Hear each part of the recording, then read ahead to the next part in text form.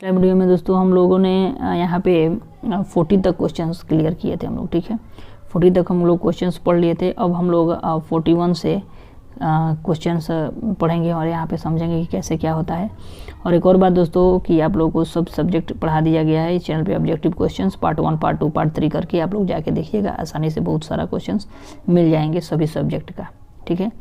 और एक और बात, यार अमृत स्टडी सेंटर से आप लोग जुड़ जाइएगा, ठीक है। तो आप लोग को ये टेलीग्राम चैनल है, जुड़ जाइएगा तो उस पर क्या होगा कि सब PDF फ्री में आप लोग को मिल जाएगा। और ये हम लोग 1 नंबर क्वेश्चन यहाँ पे मतलब इस वीडियो का 1 नंबर क्वेश्चन यानी 41 नंबर क्वेश्चन से स्टार्ट करते हैं। लेंस की आवर्धन क्षमता का SI मात्रक क्या होता है? तो लेंस का आवर्धन क्षमता जो होता है उसका SI मात्रक कुछ नहीं होता है, यानी मात्रक पेन होता है। इसका कोई भी मात्रक नहीं होता आवर्धन का, ठीक है। जो M बराबर हम लोग का क्या होता है, लेंस का M बराबर V/U होता है, M बराबर V/U होता है। और वही दर्पण का हम लोग पूछेंगे तो M बराबर क्या होता है, माइनस का V/U होता है। इसको याद रखिएगा, आवर्धन क्षमता का हम लोग का फॉर्मूला, ठीक है। ये भी बहुत बार पूछ दिया है कि आवर्धन का दर्पण का बताइए और लेंस का बताइए, तो ये दर्पण का होता है। ये क्या होता है, दर्पण का। और वो जो होता है केवल ये माइनस नहीं रहेगा यहाँ पे, तो ये क्या हो जाएगा आपका लेंस का हो जाएगा, ठीक है। उसके बाद दोस्तों हम लोग का फिर नेक्स्ट क्वेश्चन को है दोस्तों हम लोग का, किसी अंतरिक्ष यात्री को आकाश कैसा प्रतीत होता है? तो अंतरिक्ष यात्री जब रहता है तो वहाँ पे उसको काला दिखता है। उसके बाद हम लोग का दोस्तों नेक्स्ट क्वेश्चन को रहा है कि गोलीय दर्पण के परावर्तक पृष्ठ की वृत्ताकार सीमा रेखा का व्यास कहलाता है। तो इसका क्या कहलाएगा दोस्तों, तो ये हो जाएगा हम लोग का C नंबर, ठीक है। गोलीय दर्पण का द्वारक, गोलीय दर्पण का द्वारक हो जाएगा। गोलीय दर्पण के परावर्तक पृष्ठ की वृत्ताकार सीमा रेखा का व्यास कहलाता है गोलीय दर्पण का द्वारक। नेक्स्ट क्वेश्चन को है दोस्तों कि किस दर्पण में दूर की वस्तु का प्रतिबिंब सदैव सीधा दिखता है? दूर का प्रतिबिंब सदैव सीधा दिखता है। तो 44 का हो जाएगा दोस्तों हम लोग का D नंबर।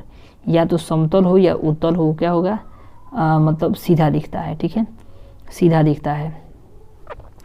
आप लोग देखते ही होंगे शीशा में, है ना, समतल दर्पण जो हम लोग यूज करते हैं। और ये जो होता है हम लोग का क्या चीज़, ये मतलब उत्तल दर्पण जो होता है हम लोग कहाँ साइड मिरर के रूप में काम करते हैं। और अवतल दर्पण का उपयोग 3-4 जगह करते हैं।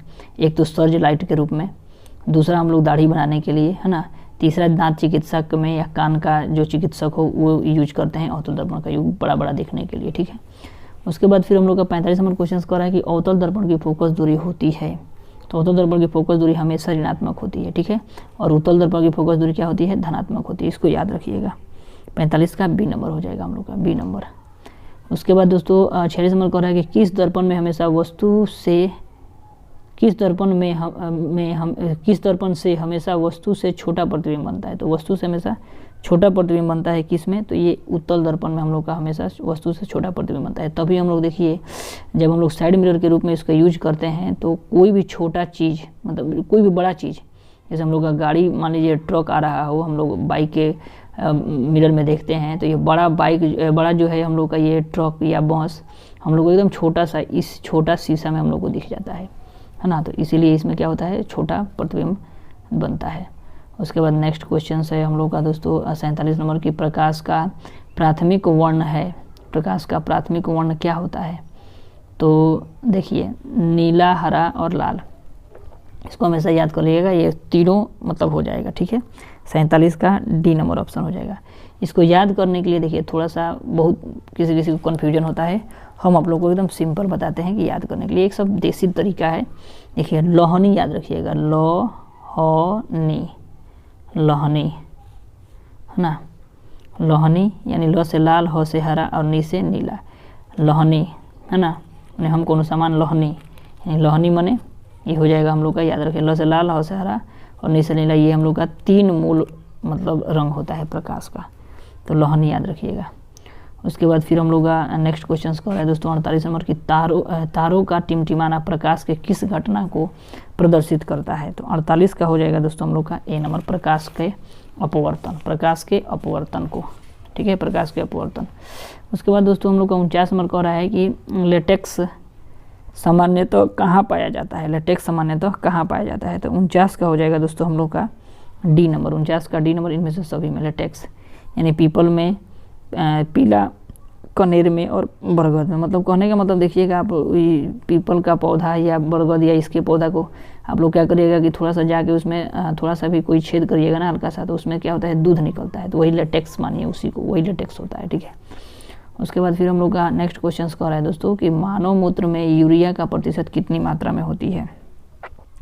तो 50 का हो जाएगा दोस्तों हम लोग का सी नंबर 2% होती है, ठीक है। यूरिया का प्रतिशत कितना होता है तो 2%। उसके बाद हम लोग का नेक्स्ट क्वेश्चन कह रहा है दोस्तों 51 नंबर कि भ्रूण का विकास होता है, तो इसका कहाँ होता है दोस्तों, तो गर्भाशय में। भ्रूण का विकास कहाँ होता है, गर्भाशय में। देखिए कहने का मतलब इसको समझिएगा बढ़िया से। देखिए भ्रूण किसको कहते हैं, समझिए। भ्रूण उसको कहते हैं जब बच्चा छोटा रहता है, जब गर्भ में रहता है, तो उसको हम लोग भ्रूण कहते हैं। क्या कहते हैं, भ्रूण। लेकिन जब भी वह छोटा बच्चा अगर धरती पर आ गया तो उसको हम लोग क्या बोलेंगे, बेबी या बच्चा बोलते हैं। लेकिन जब तक वह गर्भ में है, उसको क्या बोलेंगे हम लोग, भ्रूण में बोलेंगे, भ्रूण बोलेंगे। तो उसी को कहते हैं कि भ्रूण का विकास होता है, तो कहाँ होता है, गर्भाशय में, क्योंकि वो गर्भ में है। और जब वो धरती पर जैसे ही आया वो एक बच्चा या बेबी कहलाने लगता है, ठीक है। उसके बाद देखिए 52 नंबर कह रहा है कि निकट दृष्टि दोष में किस लेंस का प्रयोग किया जाता है। तो निकट दृष्टि दोष में किस लेंस का प्रयोग किया जाता है, तो अवतल दर्पण का। निकट दृष्टि दोष में अवतल दर्पण का, और दीर्घ दृष्टि दोष में उत्तल दर्पण का प्रयोग करते हैं, ठीक है। इससे आप लोग याद करिएगा। देखिए इसको भी थोड़ा सा कन्फ्यूजन होता होगा, आपको बता देते हैं। देखिए 3 अंक है ना, ये निकट 3, तो 1 अंक हम लोग बढ़ा देंगे। देखिए अवतल 4 गो है, ठीक है। तो निकट दृष्टि दोष के लिए हम लोग अवतल दर्पण का प्रयोग करेंगे। और दीर्घ पूछेगा दीर्घ दृष्टि दोष के लिए, तो देखिए दीर्घ कई गो अंक है, तो 2 गो अंक है, मतलब 2 गो, मतलब इसका है गिनेंगे तो 1 2 गो है, तो 2 गो है, तो 1 और बढ़ा देंगे तो 3 गो। यानी दीर्घ दृष्टि दोष के लिए हम लोग क्या करते हैं, उत्तल। देखिए 1 2 3 गो है इसमें, मतलब 3 गो लेटर है ना, तो 3 गो लेटर, इसमें 2 गो लेटर है तो 3 गो लेटर, इसमें 3 गो लेटर है तो 4 गो लेटर। अवतल दर्पण का 4 गो लेटर। तो इससे याद रखिएगा, तो कभी भुलाइएगा नहीं। निकट दृष्टि दोष अवतल दर्पण, दीर्घ दृष्टि दोष उत्तल दर्पण, ठीक है। उसके बाद फिर हम लोग नेक्स्ट क्वेश्चन पढ़ेंगे कि लेंस की क्षमता का मात्रक क्या होता है, तो डायोप्टर। लेंस की क्षमता का मात्रक क्या होता है, डायोप्टर। उसके बाद फिर हम लोग का दोस्तों नेक्स्ट क्वेश्चन कह रहा है दोस्तों कि 1 किलोवाट घंटा बराबर होता है। तो 1 किलोवाट घंटा बराबर होता है, तो 54 का हम लोग क्या मानेंगे, तो ए नंबर 3.6 × 10⁶ जूल होता है ना। 3.6 × 10⁶ जूल होता है 1 किलोवाट घंटा बराबर। उसके बाद दोस्तों हम लोग का 55 नंबर कह रहा है कि प्रकाश का चाल न्यूनतम होता है, मतलब प्रकाश का चाल सबसे कम किस में होता है। तो 55 का हो जाएगा दोस्तों हम लोग का डी नंबर, कांच में होता है प्रकाश का सबसे न्यूनतम चाल। उसके बाद 56 नंबर कह रहा है कि निम्न में, हाँ अगर पूछे कि ध्वनि का चाल सबसे कम किस में होगा, तो निर्वात में। मतलब निर्वात में हवा जाता ही नहीं है। हवा मतलब निर्वात किसको कहते हैं, जहाँ हवा तक ना हो उसको निर्वात बोलते हैं। तो ध्वनि निर्वात में तो जाएगा ही नहीं, ठीक है। उसके बाद हम लोग का 56 नंबर कह रहा है कि निम्न में किस लेंस की फोकस दूरी धनात्मक होती है। तो फोकस दूरी किस में धनात्मक होती है दोस्तों, तो 56 का हो जाएगा दोस्तों हम लोग का ए नंबर, उत्तल लेंस में क्या होती है, धनात्मक। और अवतल लेंस में क्या होती है, ऋणात्मक होती है, इसको याद रखिएगा। 57 नंबर कह रहा है कि वायुमंडल में नाइट्रोजन की मात्रा कितनी होती है। तो वायुमंडल में नाइट्रोजन की मात्रा कितनी होती है, 78% होती है। कितनी होती है, 78%। तो इसका सी नंबर हो जाएगा। उसके बाद दोस्तों हम लोग का नेक्स्ट क्वेश्चन कह रहा है दोस्तों 58 नंबर की, प्राकृतिक में पृथ्वी पर ऊर्जा का मुख्य स्रोत क्या है। ऊर्जा का मुख्य स्रोत क्या है प्राकृतिक में, तो इसका हम लोग का दोस्तों हो जाएगा 58 नंबर का हो जाएगा डी नंबर, सूर्य का प्रकाश, ठीक है। ये सूर्य का प्रकाश जो हम लोग का क्या है, सूर्य का प्रकाश जो हम लोग का क्या है, तो ये ऊर्जा का स्रोत है। मतलब प्रकाश सोलर ऊर्जा जो होता है ना, सौर पावर, उसी का हम लोग यूज कर सकते हैं। उसके बाद फिर हम लोग का 59 कह रहा है दोस्तों कि द ओरिजिन ऑफ स्पेसीज नामक पुस्तक किसने लिखी है। तो ये जो है the origin of the species, ये पुस्तक किसने लिखी है, तो ये लिखी है डार्विन ने। डार्विन ने लिखा है ये the origin of the species. ये बहुत इंपॉर्टेंट है क्वेश्चन दोस्तों, है ना, इसको याद रखिएगा, क्योंकि ये कंपटीशन के एग्जाम में भी बहुत बार पूछा है। The origin of the species किसने लिखा है, तो डार्विन ने। किसने लिखा है, डार्विन। फिर हम लोग का नेक्स्ट क्वेश्चन कह रहा है कि ओजोन के अणु में ऑक्सीजन की परमाणुओं की संख्या कितनी होती है, तो 3 होती है। कितनी होती है, 3। ओजोन का हम ये बताए भी हैं आप लोगों को, पिछले वीडियो में आप लोग देखिएगा, सब चीज़ का बताएं, एक बार और बता देते हैं। देखिए ओजोन का होता है O3, ठीक है। O3 ओजोन का फार्मूला होता है। तो O3 होता है, तो देखिए ये परमाणु जो है 3 है, तो यही 3 हम यहाँ पे। और पूछेगा ऑक्सीजन में परमाणुओं की संख्या कितनी होती है, तो 2 होती है, क्योंकि ऑक्सीजन का फार्मूला क्या होता है, O2। ऑक्सीजन का फार्मूला क्या होता है, O2, ठीक है। ये हो गया हम लोग का ओजोन का, ओजोन का हो गया, ये ऑक्सीजन का हो गया, इसको याद रखिएगा हमेशा। और भी और एक दो फार्मूला याद रखिएगा। कार्बन डाइऑक्साइड का क्या होता है, CO2, आप लोगों को तो पता ही होगा। और एक होता है हम लोग का कार्बन मोनोऑक्साइड, तो CO होता है, कार्बन मोनोऑक्साइड CO। इसके बारे में बार बार क्वेश्चंस भी पूछता है कि कार्बन मोनोऑक्साइड एक कैसा गैस है, तो ये इसके बारे में अगर कोई भी पूछ दे तो आप लोग बताइएगा कि ये रंगहीन, गंधहीन, विषैलाहीन, स्वादहीन, है ना, विषैला होता है, सॉरी, ये जो है रंगहीन, गंधहीन, स्वादहीन होता है, ठीक है। ये बहुत ही विषैला गैस है दोस्तों ये वाला। उसके बाद हम लोग का फिर नेक्स्ट क्वेश्चन कह रहा है दोस्तों 61 नंबर की, पौधों में प्रकाश संश्लेषण का स्थान है, पौधों में प्रकाश संश्लेषण का स्थान है, तो इसका आंसर क्या हो जाएगा दोस्तों हम लोग का, तो बी हो जाएगा, क्लोरोप्लास्ट। फिर 62 नंबर कह रहा है कि परिशेषिका किस हिस्सा है, परिशेषिका हिस्सा है, तो इसका हो जाएगा आहार नाल का, आहार नाल का। फिर 63 नंबर कह रहा है कि एक खाद्य श्रृंखला में तीसरे पोषी स्तर पर हमेशा कौन रहता है, तो 63 का हो जाएगा दोस्तों हम लोग का बी नंबर, मांसाहारी। खाद्य श्रृंखला में तीसरे पोषी स्तर पर कौन सा होता है, तो ये मांसाहारी होता है। कहने का मतलब देखिए, समझिए यहाँ पे, देखिए यहाँ पे मान लीजिए एक पेड़ हो गया, ठीक है, एक यहाँ पे पेड़ हो गया। अब ये पेड़ को एक यहाँ पे कोई ना कोई बकरी, मान लीजिए बकरी है, बकरी खा रही है, ठीक है, ये बकरी खा रही है यहाँ पे। अब इस बकरी को देखिए, ये फर्स्ट स्टेज हो गया, ये सेकंड स्टेज हो गया, थर्ड स्टेज में क्या हो गया कि अगर शेर आया तो शेर इसको खा गया, तो ये तीसरा स्टेज में आ रहा है। तो इसी के लिए हम लोग क्या कहते हैं, तीसरा पोषी स्तर हमेशा कौन सा होता है, मांसाहारी होता है, हमेशा याद रखिए।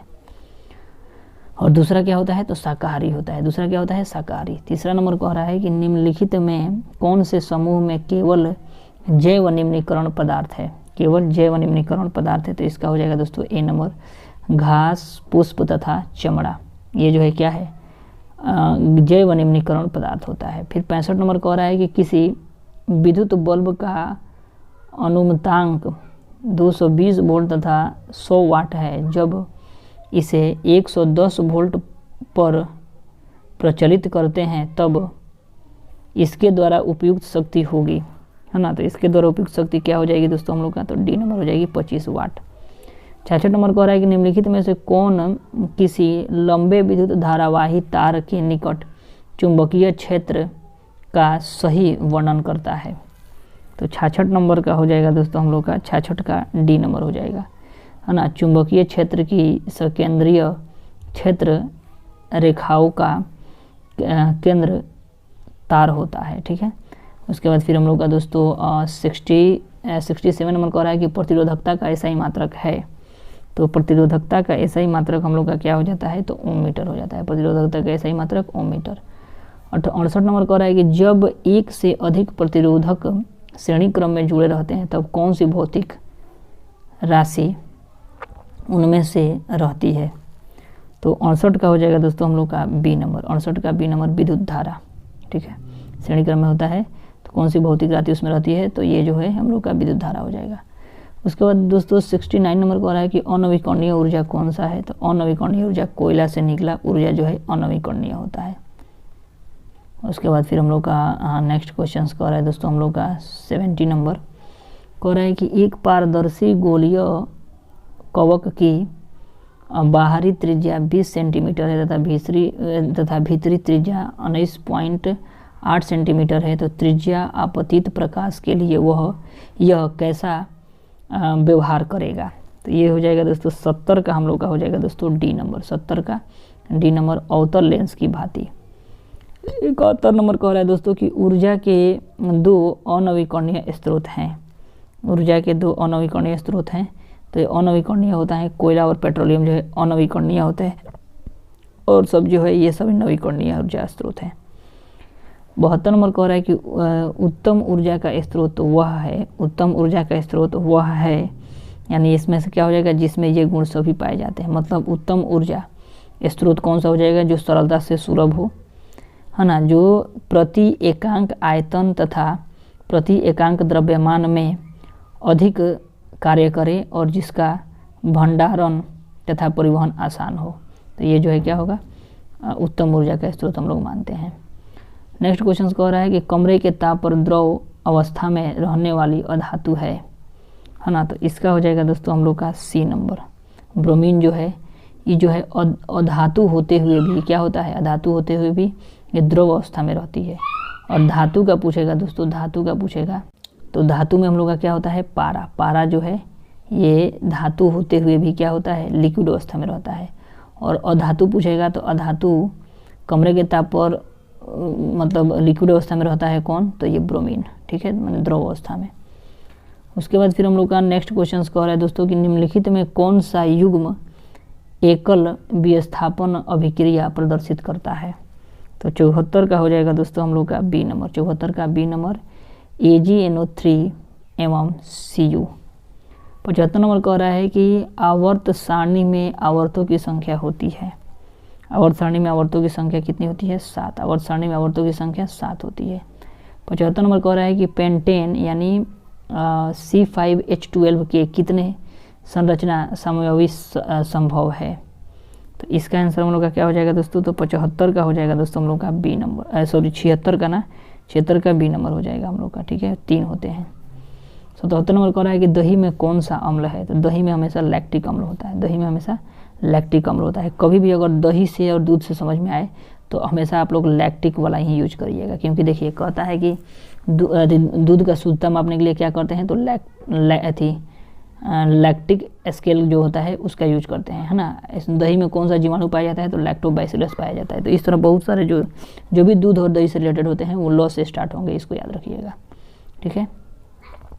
उसके बाद दोस्तों हम लोग 78 नंबर कह रहा है कि निम्नलिखित में से किस धातु को किरोसिन में डुबो कर रखते हैं। तो सोडियम को किरोसिन में डुबा कर रखते हैं, बाहर निकलते हैं, इसमें क्या होता है, आग पकड़ लेता है दोस्तों, क्या पकड़ लेता है, आग। उसके बाद दोस्तों हम लोग का 79 कह रहा है कि Cl4C3 के जल अपघटन से निम्नलिखित में कौन बनता है। तो ये जो हो जाएगा 79 का हो जाएगा दोस्तों हम लोग का बी नंबर, मीथेन होता है। और 80 नंबर कह रहा है कि वह धातु जो सिर्फ अम्ल राज्य में घुलता है, यानी AU माने औरम यानी सोना। सोना जो है क्या होता है, ये जो है एक्वारेजिया में घुलता है, मतलब अम्ल राज्य को एक्वारेजिया बोलते हैं। अम्ल राज्य को क्या बोलते हैं, एक्वारेजिया। इसको नाइट्रिक अम्ल और सल्फ्यूरिक अम्ल, इसमें यही दो शायद मिला रहता है, अभी पूरा क्लियर नहीं है, देखेंगे तो हम आप लोग को बता देंगे। तो इस तरह दोस्तों हम लोग आज के इस वीडियो में हम लोग 40 क्वेश्चंस कंप्लीट किए, ठीक है। 40 क्वेश्चंस जो बहुत ही VBI है, ठीक है, VBI क्वेश्चंस है। और दोस्तों चैनल पे नए होंगे तो चैनल को सब्सक्राइब कर लीजिएगा और ज़्यादा सपोर्ट करिए दोस्तों, ठीक है। चलिए मिलते हैं नेक्स्ट वीडियो में, तब तक के लिए जय हिंद दोस्तों। हेलो दोस्तों, आज की इस वीडियो में दोस्तों हम लोग यहाँ पे साइंस हम लोग का चल रहा था, जहाँ हम लोग 40 तक क्वेश्चंस देख लिए थे, ठीक है, 40 तक क्वेश्चंस देख लिए थे। अब हम लोग यहाँ पे दोस्तों 41 से जो है क्वेश्चंस हम लोग शुरू करेंगे, ठीक है। यहाँ तक पढ़ा दिया गया था, आप जो कि पिछले वीडियो में देख सकते हैं। 41 नंबर क्वेश्चन कह रहा है कि दोस्तों लेंस की आवर्धन का SI मात्रक है, ठीक है। लेंस का आवर्धन का SI मात्रक क्या होता है, ये जो है मात्रक विहीन होता है। क्या होता है, मात्रक विहीन, मतलब कोई मात्रक नहीं होता है, ठीक है, इसको याद रखिएगा। 42 नंबर कह रहा है दोस्तों कि किसी अंतरिक्ष यात्री को आकाश कैसा दिखता है, मतलब कैसा प्रतीत होता है, तो वो जो है काला दिखता है, लेकिन हम लोग को कैसा दिखता है, तो नीला दिखता है। ये क्या होता है, प्रकाश का परावर्तन के कारण ही होता है, ठीक है। उसके बाद दोस्तों नेक्स्ट क्वेश्चन कह रहा है कि गोलीय दर्पण की परावर्तक पृष्ठ के वृत्ताकार सीमा रेखा का व्यास कहलाता है। तो क्या हो जाएगा दोस्तों, हम लोग का 43 नंबर का हो जाएगा दोस्तों, हम लोग का क्या हो जाएगा, बताइए आप लोग। 43 का क्या हो जाएगा दोस्तों, तो 43 का C नंबर, गोलीय दर्पण का द्वारक, गोलीय दर्पण का द्वारक हो जाएगा। फिर नेक्स्ट क्वेश्चन कह रहा है दोस्तों कि किस दर्पण में दूर की वस्तु का प्रतिबिंब सदैव सीधा होता है। दूर का प्रतिबिंब क्या होता है, सदैव सीधा होता है। तो 44 का दोस्तों हम लोग का D का हो जाएगा, या तो समतल दर्पण या उत्तल दर्पण का जो है क्या होता है, प्रतिबिंब जो होता है हमेशा सीधा होता है। क्या होता है, सीधा। उसके बाद फिर हम लोग का दोस्तों नेक्स्ट क्वेश्चन कह रहा है हम लोग का नेक्स्ट क्वेश्चन कह रहा है कि अवतल दर्पण का फोकस दूरी होता है। तो देखिए अवतल दर्पण का फोकस दूरी हमेशा ऋणात्मक होगा। अवतल दर्पण का फोकस दूरी क्या होगा, हमेशा ऋणात्मक। लेकिन अगर पूछेगा उत्तल दर्पण का, उत्तल दर्पण का क्या होता है, तो उत्तल दर्पण का क्या होता है, धनात्मक होता है। अब याद करने का तरीका बता देते हैं, थोड़ा सा भूल जाइएगा आप लोग, इसलिए हम याद करने का तरीका बताते हैं कि देखिए अवतल अवतल एक होता है घटाव, घटाव होता है। तो देखिए इसमें भी वो है अवतल में भी वो है। यानी घटाव माने क्या होता है, ऋणात्मक, यानी घटाव का चिन्ह, ऋणात्मक घटाव का चिन्ह, ठीक है। तो यानी वो आता है इसमें, यानी घटाव वो, तो वो माने ऋणात्मक हो जाएगा। धनात्मक उत्तल दर्पण का याद रखिएगा, कन्फ्यूजन नहीं करिएगा, ठीक है। उसके बाद फिर नेक्स्ट क्वेश्चन कह रहा है दोस्तों कि किस दर्पण में हमेशा वस्तु से छोटा प्रतिबिंब होता है। तो सबसे छोटा प्रतिबिंब किस में बनता है, तो उत्तल दर्पण में ही बनता है, ठीक है। तो 46 नंबर का क्या हो जाएगा दोस्तों हम लोग का ए नंबर। फिर 47 नंबर कह रहा है कि प्रकाश का प्राथमिक वर्ण है। प्रकाश का प्राथमिक वर्ण क्या होता है, मतलब वो कैसा होता है। तो प्रकाश का प्राथमिक वर्ण देखिए इनमें से सभी हो जाएगा, डी नंबर, ठीक है। इनमें से सभी डी नंबर हो जाएगा। यानी हम लोग का होता है प्रकाश का वास्तविक रंग, मतलब सूर्य का जो प्रकाश आता है वो कौन सा रंग होता है, तो तीनों रंग मिलाया जाता है, हरा, नीला और लाल, ठीक है। तो इसको याद करने का तरीका एक समझिएगा, हम लोग भोजपुरी में समझते हैं, ठीक है, कि हमेशा याद रहेगा। इसको बहुत स्टूडेंट भूल जाते हैं। इसको याद करने का तरीका लो, ह, नी, लोहनी याद रखेंगे। क्या करेंगे, लोहनी, यानी लो से लाल, हो से हरा, नी से नीला, लोहनी। हम कोनो सामान लोहनी और बोला जाता है तो लोहनी आ जाएगा, ठीक है। तो लोहनी आ जाएगा, लो से लाल, हो से हरा, न से नीला। तो इसको आप लोग याद रखिएगा। ये सब तरीका है कुछ कुछ क्वेश्चंस याद करने का जो कभी भूला नहीं है ना। बहुत सारे ट्रिक होता है जिससे हम लोग भूल जाते हैं ऐसे, तो हम लोग इस ट्रिक के द्वारा हमेशा याद रखेंगे। हम लोग को भूल पड़ जाता था तो क्या कर दें कि सिंपली याद रहेगा, तो ये सब कुछ ट्रिक अपनाते थे, ठीक है। उसके बाद 48 नंबर कह रहा है कि तारों का टिमटिमाना प्रकाश के किस घटना का किस घटना को दर्शाता है। तो 48 नंबर का क्या हो जाएगा दोस्तों, तो 48 का हम लोग का ए नंबर हो जाएगा, प्रकाश का अपवर्तन, प्रकाश का अपवर्तन। उसके बाद दोस्तों 49 नंबर कह रहा है कि लेटेक्स सामान्यतः कहाँ पाया जाता है। लेटेक्स जो है सामान्यतः कहाँ पाया जाता है। तो 49 नंबर का हो जाएगा दोस्तों हम लोग का डी नंबर। 49 का डी नंबर सभी में पाया जाता है। मतलब कहने का मतलब दोस्तों हम लोग का पीपल में भी पाया जाएगा, और पीला कनेर में, और बरगद में। कहने का मतलब देखिए, समझने के लिए आपको बताते हैं। लेटेक्स मतलब मानिए कि एक तरह से जो दूध जो रहता है ना, दूध निकलता है, देखते हैं आप लोग जब भी बरगद के पेड़ पर, आप लोग चाहे पीपल के पेड़ पर अगर कुछ थोड़ा सा काटते हैं तो दूध निकलता है, तो सिंपली उसको समझिएगा, उसको क्या बोलते हैं, लेटेक्स बोलते हैं, ठीक है। उसके बाद नेक्स्ट क्वेश्चन कह रहा है कि मानव मूत्र में यूरिया की प्रतिशतता कितनी होती है। तो इसमें जो है कितनी होती है, 2%। कितना होती है दोस्तों, तो 2% होती है, ठीक है। फिर हम लोग का नेक्स्ट क्वेश्चन कह रहा है दोस्तों कि भ्रूण का विकास होता है। तो भ्रूण का विकास कहाँ होता है, समझिएगा। भ्रूण किसे कहते हैं, सबसे पहले इसका हम लोग आंसर समझते हैं। आंसर इसका क्या हो जाएगा, तो आंसर हम लोग का हो जाएगा गर्भाशय में। अब इसको हम लोग समझते हैं कि भ्रूण किसे कहते हैं। तो समझिए क्या होता है दोस्तों कि जब भी कोई भी बच्चा, छोटा बच्चा जो है गर्भ में रहता है, गर्भ में कभी भी रहेगा जब भी, ठीक है, गर्भ में जब तक रहेगा उसको हम लोग भ्रूण बोलते हैं। क्या बोलते हैं, भ्रूण। मतलब जो भी बच्चा अगर पेट में है, माँ के गर्भ में है, उसको हम लोग क्या बोलेंगे, भ्रूण बोलेंगे। लेकिन जैसे ही वो बच्चा जो है क्या किया कि धरती पर जन्म ले लिया, धरती पर आ गया, तो उसको हम लोग बेबी बोलेंगे। यानी बेबी माने लड़का हो या लड़की हो, है ना। तो उसको क्या बोलेंगे हम लोग कि वो बच्चा है। तो ये कह रहा है कि भ्रूण का विकास होता है, मतलब जो भी अगर छोटा बच्चा है तो वो कहाँ विकसित होता है, कहाँ, तो गर्भाशय में होता है। तो इसको याद रखिएगा। तब तक हम उसको भ्रूण कहेंगे जब तक कि गर्भ में है, ठीक है। जब तक वो गर्भ में है उसको क्या बोलेंगे, भ्रूण में है। और गर्भ से जब ही निकलता है तो उसको क्या बोलेंगे कि मतलब वो बच्चा है, मतलब ये बेबी है बोल सकते हैं हम लोग, ठीक है। तो यहाँ तक तो आप लोग को क्लियर हुआ, कोई दिक्कत नहीं है। फिर हम लोग का दोस्तों नेक्स्ट क्वेश्चन देखते हैं। देखिए नेक्स्ट क्वेश्चन फिर हम लोग का कह रहा है दोस्तों यहाँ पे 52 नंबर क्वेश्चन कि निकट दृष्टिदोष में किस लेंस का प्रयोग किया जाता है। तो निकट दृष्टिदोष में हम लोग हमेशा अवतल दर्पण का प्रयोग करते हैं। किसका, अवतल दर्पण का प्रयोग करते हैं।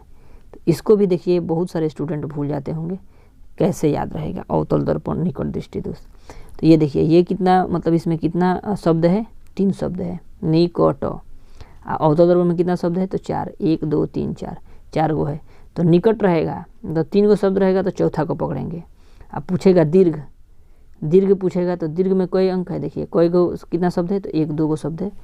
तो 2 गो शब्द है, तो जब हम उत्तल दर्पण में जाएंगे, तो ये कितना हो जाएगा, 3 शब्द हो जाएगा। तो 2 को पकड़ेंगे जब, तो 3 वाला में मारेंगे, और जब 3 वाला को पकड़ेंगे, माने 3 गो अंक मतलब यहाँ पे पकड़ेंगे, तो ये 4 वाला को मारेंगे, ठीक है। तो ये हमेशा याद रखिएगा, निकट दृष्टिदोष अवतल दर्पण, है ना, निकट दृष्टिदोष अवतल दर्पण, और ये दीर्घ दृष्टिदोष तो उत्तल दर्पण, याद रखिएगा इसको, ठीक है। फिर नेक्स्ट क्वेश्चन कह रहा है कि लेंस की क्षमता का मात्रक क्या होता है, तो डायोप्टर होता है। लेंस की क्षमता का मात्रक डायोप्टर होता है। फिर नेक्स्ट क्वेश्चन कह रहा है कि 1 किलोवाट घंटा बराबर होता है, तो 1 किलोवाट घंटा बराबर होता है क्या, तो ये होता है हम लोग का 3.6 इंटू 10⁻6 जूल। इसको याद रखिएगा, ये बहुत बार पूछा है क्वेश्चन, ठीक है। पूछेगा 1 किलोवाट बराबर, ऐसे पूछ देगा कितना होता है, तो 3.6 इंटू 10 कितना होता है 6 जूल, 3.6 इंटू 10⁻6, ठीक है। तो इतना हम लोग का इसका आंसर हो जाएगा। फिर हम लोग का नेक्स्ट क्वेश्चन कह रहा है दोस्तों कि प्रकाश का चाल न्यूनतम होता है, तो प्रकाश का चाल सबसे न्यूनतम किस में होगा, तो कांच में होगा, जब सबसे न्यूनतम हो जाता है कांच में, ठीक है। किस में होता है, कांच में होता है न्यूनतम। उसके बाद फिर हम लोग का यहाँ पे नेक्स्ट क्वेश्चन फिर हम लोग का कह रहा है दोस्तों कांच में। नेक्स्ट क्वेश्चन कह रहा है कि निम्न में किस लेंस की फोकस दूरी धनात्मक होती है, तो किसका धनात्मक होता है, तो हम अभी आप लोगों को बताए भी हैं। 56 का क्या होगा, आप बताइए, इसका आंसर बताइए दोस्तों। 56 का क्या हो जाएगा, 56 का आप लोग बताइए, कमेंट बॉक्स में लिखिए जरूर दोस्तों, अभी हम समझाए हैं इसको। तो देखिए फोकस दूरी किसका होता है धनात्मक, उत्तल लेंस का, और ऋणात्मक किसका होता है, तो अवतल लेंस का, ठीक है। देखिए लेंस पूछे या दर्पण पूछे तो दोनों में एक ही होता है, ठीक है। मतलब अगर उत्तल दर्पण पूछे या उत्तल लेंस पूछे तो धनात्मक होगा इसका। अगर उत्तल लेंस पूछे, अवतल लेंस पूछे या अवतल दर्पण पूछे, है ना, तो ये होता है ऋणात्मक में। ऋणात्मक में अवतल दर्पण और उत्तल दर्पण, अवतल लेंस दोनों हो सकता है, ठीक है। फिर हम लोग नेक्स्ट क्वेश्चन देखेंगे, कह रहा है कि वायुमंडल में नाइट्रोजन की मात्रा कितनी होती है, मतलब तो ये कितना होता है 78%, ठीक है। 57 का कितना हो जाएगा, सी नंबर 78%। फिर नेक्स्ट क्वेश्चन कह रहा है हम लोग का दोस्तों कि प्राकृतिक में पृथ्वी पर ऊर्जा का मुख्य स्रोत क्या है। प्राकृतिक में पृथ्वी पर ऊर्जा का मुख्य स्रोत क्या है, तो ये जो है हम लोग का दोस्तों क्या हो जाएगा, ऊर्जा का मुख्य स्रोत, तो सूर्य का प्रकाश। क्या हो जाएगा, सूर्य का प्रकाश। उसके बाद दोस्तों 59 नंबर कह रहा है कि the origin of the species नामक पुस्तक किसने लिखी। The origin of the species पुस्तक किसने लिखी, तो 59 का हो जाएगा दोस्तों हम लोग का क्या हो जाएगा, बी नंबर, डार्विन ने लिखा था। क्या लिखा था, डार्विन ने, the origin of the species. Next question कह रहा है दोस्तों ओजोन के अणु में ऑक्सीजन की परमाणुओं की संख्या कितनी होती है, तो इसका जो होता है कितना होता है 3। मतलब ओजोन का फॉर्मूला क्या होता है O3, ओजोन का फॉर्मूला क्या होता है O3। अगर पूछ दे हम लोग का ऑक्सीजन का क्या होता है तो O2, ऑक्सीजन का क्या होता है तो O2, तो ये 3 जो है यही हम लोग का ऑक्सीजन का हो जाएगा, ओजोन के अणु के 3 और ऑक्सीजन का कितना होता है 2, ठीक है, ये हो गया। उसके बाद फिर अगर मान लीजिए हम लोग का पूछ देता है कार्बन डाइऑक्साइड का तो CO2, जल का तो H2O, ठीक है, जल का H2O, कार्बन डाइऑक्साइड CO2। उसके बाद अगर पूछ देगा दोस्तों हम लोग का कि कार्बन मोनोऑक्साइड का क्या होता है तो CO, कार्बन मोनोऑक्साइड का CO। ये दोस्तों बहुत बार एग्जाम में भी पूछा है, कार्बन डाइऑक्साइड का कार्बन मोनोऑक्साइड का CO। अब देखिए इसके बारे में पूछ देता है कि कार्बन मोनोऑक्साइड क्या है, पिछले बार बहुत बार ये क्वेश्चन पूछा था। तो कार्बन मोनोऑक्साइड एक रंगहीन, गंधहीन और स्वादहीन एक विषैला गैस है। क्या है, विषैला गैस, इसको याद रखिएगा। फिर हम लोग दोस्तों नेक्स्ट क्वेश्चंस पढ़ेंगे और इसके बारे में समझ लेते हैं दोस्तों। ये बहुत ही खतरनाक गैस है। इसमें होता क्या है दोस्तों, CO में, कार्बन मोनोऑक्साइड में होता क्या है। अगर एक जगह का बात है दोस्तों, क्या हुआ था कि मतलब कोई कुछ पढ़े लिखे नहीं थे लोग, तो क्या किए कि एक कमरा में, बंद कमरा में क्या किए कि आग जला दिए लोग, आग जला के और सो गए। गर्मी का, ठंडा का दिन था तो आग जला के सोने से वो क्या हुआ कि ये दोस्तों अपना धुआं, मतलब जो निकलता है धुआं निकलने लगा, रात में सुनगने लगा और धुआं निकलने लगा और पूरा पैक था। ठंडा की वजह से पूरा रूम क्या था, पैक था। जिसकी वजह से क्या हुआ कि जब भी मतलब मान लीजिए कि जब धुआं निकलता है तो क्या होता है कि अगर एक जगह पैक रहेगा तो अंदर ही अंदर बन के कार्बन मोनोऑक्साइड का निर्माण कर लेता है वो। ये कार्बन मोनोऑक्साइड क्या होता है कि एक रंगहीन, गंधहीन और स्वादहीन गैस है। ये क्या करता है कि हम लोग का ऑक्सीजन जो अंदर जाता है हम लोग के, ये क्या करता है, ऑक्सीजन को रोक देता है। ऑक्सीजन को शरीर के अंदर जाना ही नहीं देता है, नाक के द्वारा हम लोग का जाता है वो जाने नहीं देता है। जिसकी वजह से क्या हुआ कि उस गोदाम में क्या हुआ कि 4-5 व्यक्ति सोए थे, चारों 5 व्यक्ति मर गए। इसलिए ऐसा कभी भी नहीं करिएगा, ये बहुत खतरनाक चीज़ है। ये जो कांड ऐसा नहीं करना चाहिए, कोई भी रूम में ऐसे मतलब जला के नहीं सोना चाहिए आग, ठीक है, याद रखिएगा। अलग खुला हो तो कोई दिक्कत नहीं है, लेकिन खुला नहीं रहेगा तो नहीं सोइएगा। तो यही होता है कार्बन मोनोऑक्साइड का फॉर्मूला CO, ठीक है, ये बहुत बार पूछा भी है। फिर हम लोग का नेक्स्ट क्वेश्चन कह रहा है दोस्तों कि पौधों में प्रकाश संश्लेषण का स्थान है। तो प्रकाश संश्लेषण का स्थान इसमें से क्या है दोस्तों, तो 61 का कह रहा है बी नंबर, क्लोरोप्लास्ट। क्या होता है, क्लोरोप्लास्ट। उसके बाद 62 नंबर कह रहा है कि परिशेषी का हिस्सा है, परिशेषी का हिस्सा है। तो 62 का क्या हो जाएगा दोस्तों हम लोग का ए नंबर, आहार नाल है। क्या है, आहार नाल। उसके बाद फिर नेक्स्ट क्वेश्चन कह रहा है दोस्तों हम लोग का कि एक खाद्य श्रृंखला में तीसरे पोषी स्तर पर हमेशा कौन रहता है। ठीक है, तो तीसरे स्तर पर कौन सा रहेगा, तो क्या रहेगा, मांसाहारी रहता है। क्या रहता है, मांसाहारी। अब देखिए दोस्तों, मांसाहारी रहता है तो कैसे रहता है, इसमें क्या होगा कि हम लोग देखिए मांसाहारी, देखिए इसमें क्या होता है, तीसरे स्तर पोषी स्तर कह रहा है। तो देखिए सबसे पहले क्या होता है कि मान लीजिए पेड़ पौधा होगा, ठीक है, पेड़ पौधा होगा। उसके बाद फिर यहाँ पे मान लीजिए बकरी उकरी आई, चाहे कोई हिरन आया, ठीक है, हिरन आया। उसके बाद इसको ये खाया, उसके बाद जो है हिरन को क्या खाया, तो शेर खाया। क्या खाया, शेर। तो इस तरह क्या हुआ दोस्तों कि ये जो है हम लोग का देखिए ये फर्स्ट स्टेज हुआ, ये सेकंड स्टेज हुआ, ये थर्ड स्टेज हुआ। तो वही कह रहा है कि खाद्य श्रृंखला में तीसरे पोषी क्या होते हैं, मांसाहारी होते हैं। क्या होते हैं, मांसाहारी। तो ये बी नंबर हो जाएगा हम लोग का। फिर नेक्स्ट क्वेश्चन कह रहा है कि निम्नलिखित में कौन से समूह में केवल जैव निम्नीकरण पदार्थ हैं। तो इसका क्या हो जाएगा दोस्तों, तो 64 का दोस्तों हम लोग का आंसर हो जाएगा ए नंबर, खाद्य पुष्प एवं चमड़ा जो है जैविक निम्नीकरण है। फिर नेक्स्ट क्वेश्चन कह रहा है दोस्तों हम लोग का कि किसी बल्ब का अनुतांग 220 वोल्ट है और 220 वोल्ट और 100 वाट का है। तो इसमें से 10 वोल्ट पर प्रचलित करते हैं तब इसके द्वारा उपयुक्त शक्ति होगी, है ना। तो इसके द्वारा उपयुक्त शक्ति होगी तो दोस्तों 65 का क्या हो जाएगा हम लोग का, डी नंबर हो जाएगा। ठीक है, 25 वाट। तो इसको हम समझाएंगे बढ़िया से, ठीक है, नेक्स्ट वीडियो में हम लोग। इसके बाद हम लोग नेक्स्ट क्वेश्चन चलते हैं। इसके बाद नेक्स्ट क्वेश्चन कह रहा है कि निम्नलिखित में से कौन सी किसी लंबे विद्युत धारावाही तार के निकट चुंबकीय क्षेत्र का सही वर्णन करता है। तो इसका दोस्तों हम लोग का क्या हो जाएगा, तो 66 का हो जाएगा दोस्तों हम लोग का डी नंबर, 66 का डी नंबर। चुंबकीय क्षेत्र की सकेंद्रीय क्षेत्र रेखाओं का केंद्र तार होता है। ठीक है, उसके बाद नेक्स्ट क्वेश्चन कह रहा है कि प्रतिरोधकता का ऐसा ही मात्रक क्या होता है। तो प्रतिरोधकता का ऐसा ही मात्रक क्या होता है दोस्तों हम लोग का, 67 नंबर। बताइए 67 नंबर का क्या हो जाएगा हम लोग का, ए नंबर हो जाएगा, ओम मीटर होता है। ठीक है, क्या होता है, ओम मीटर। उसके बाद दोस्तों हम लोग का नेक्स्ट क्वेश्चन कह रहा है यहाँ पे कि जब एक से अधिक प्रतिरोध श्रेणी क्रम में जुड़े रहते हैं तब कौन सी भौतिक राशि इनमें से रहती है। ठीक है, तो 68 का हो जाएगा दोस्तों हम लोग का बी नंबर, विद्युत धारा जो है हम लोग का होता है। फिर नेक्स्ट क्वेश्चन कह रहा है दोस्तों कि अनवीकरणीय ऊर्जा है। तो अनवीकरणीय ऊर्जा कोयला होता है। क्या होता है, कोयला। उसके बाद दोस्तों हम लोग का नेक्स्ट क्वेश्चन कह रहा है दोस्तों 70 नंबर क्वेश्चन कह रहा है कि एक पारदर्शी गोलीय कवच की बाहरी त्रिज्या जो है हम लोग का 20 सेंटीमीटर तथा भीतरी त्रिज्या 19.8 सेंटीमीटर है। तो त्रिज्या आपतित प्रकाश के लिए यह कैसा व्यवहार करेगा।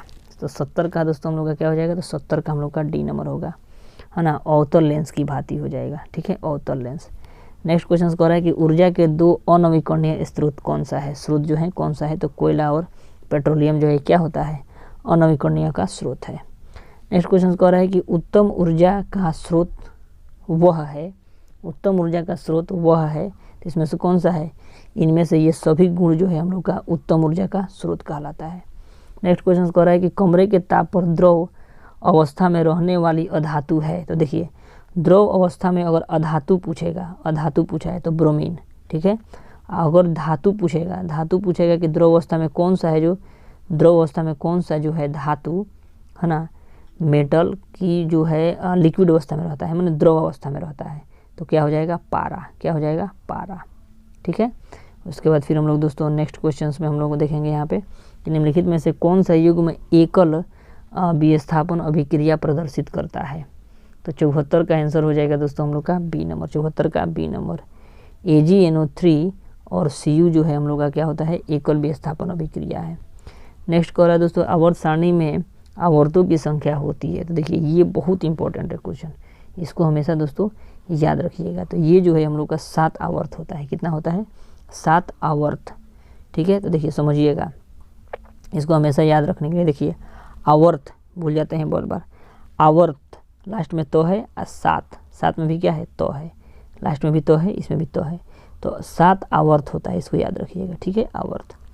फिर हम लोग का दोस्तों नेक्स्ट क्वेश्चन को रहा है दोस्तों हम लोग का कि पेंटेन यानी C5H12 के कितने संरचना समन्वयी संभव है, ठीक है। तो 76 नंबर का आंसर क्या हो जाएगा दोस्तों हम लोग का, 76 का हो जाएगा दोस्तों बी नंबर, क्या हो जाएगा, बी, 3 होता है। फिर नेक्स्ट क्वेश्चन कह रहा है कि दही में कौन सा अम्ल है, दही में जो है हम लोग का लैक्टिक अम्ल होता है, क्या होता है, लैक्टिक अम्ल। 78 नंबर कह रहा है कि निम्नलिखित में से किस धातु को किरोसिन के तेल में डुबो कर रखते हैं, तो सोडियम को रखते हैं। और नेक्स्ट कह रहा है दोस्तों कि Cl4C3 के जल अपघटन से निम्नलिखित में से कौन सा बनता है, तो ये जो हो जाएगा हम लोग का बी नंबर हो जाएगा, मीथेन, क्या हो जाएगा, मीथेन। नेक्स्ट क्वेश्चन कह रहा है कि वह धातु जो सिर्फ अम्ल राज में घुलता है, तो अम्ल राज में केवल क्या घुलता है, तो Au घुलता है, यानी Au यानी औरम, जिसको हम लोग सोना कहते हैं, क्या होता है, सोना।